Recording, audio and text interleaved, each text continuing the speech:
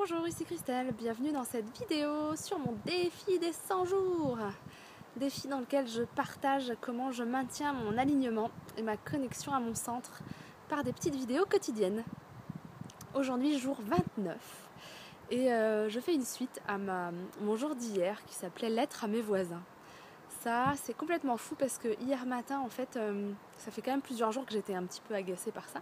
Et hier matin, donc c'est revenu à moi et j'avais plein de choses à faire hyper importantes et prioritaires, en fait, que de faire cette lettre. Et du coup, je me suis dit, mais vraiment, est-ce que j'ai envie de passer du temps et de l'énergie à ça?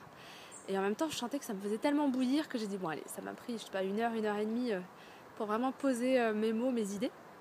Et puis je me suis dit c'est pas grave, en plus ça me faisait du bien après. Et en fait hier soir, j'ai compris à quel point rien n'arrive par hasard et que même l'impulsion de faire cette lettre, elle avait un sens à un niveau que je ne comprenais pas dans l'instant mais que j'ai pu lire après coup.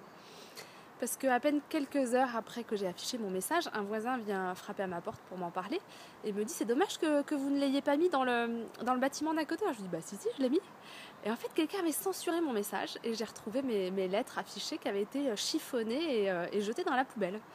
Et ça a réveillé en moi une rage, une colère qu'on me censure et que je ne sois pas respectée rien que dans mon droit d'expression.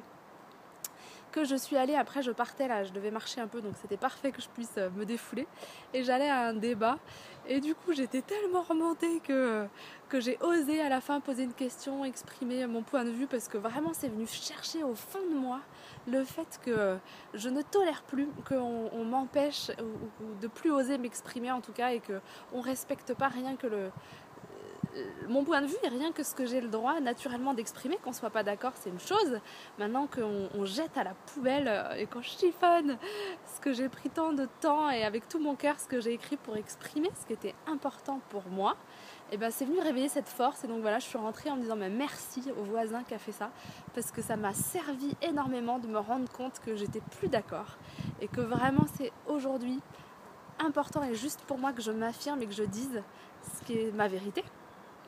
Donc voilà, c'est vraiment fou comme rien n'arrive par hasard et du coup en rentrant à 23h j'ai réimprimé ma lettre et en mettant un petit complément et je suis allée la réafficher en disant merci à la personne indélicate d'avoir supprimé mon message parce que ça n'a fait que renforcer ma volonté de me faire respecter et d'exprimer ma parole. Donc voilà la suite de cet acte qui en apparence était anodin et qui a eu un impact et une portée bien plus large que ce que j'ai pu mesurer.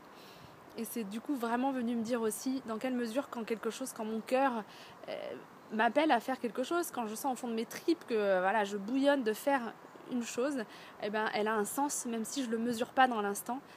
Et comment maintenant je vais être plus vigilante à suivre cet élan et à pas à moi-même censurer mes idées qui me viennent en me disant non mais là c'est pas le moment et blablabla. Enfin, vous voyez tout ce que le mental peut inventer pour ça. Donc voilà, l'invitation du jour, d'écouter ce qui nous vient et l'élan parce que tout est juste et a un sens à un certain niveau. Quelle belle leçon! Je suis hyper contente. Merci d'avoir regardé cette vidéo. Prenez soin de vous, affirmez-vous et à demain pour la suite du défi. Ciao!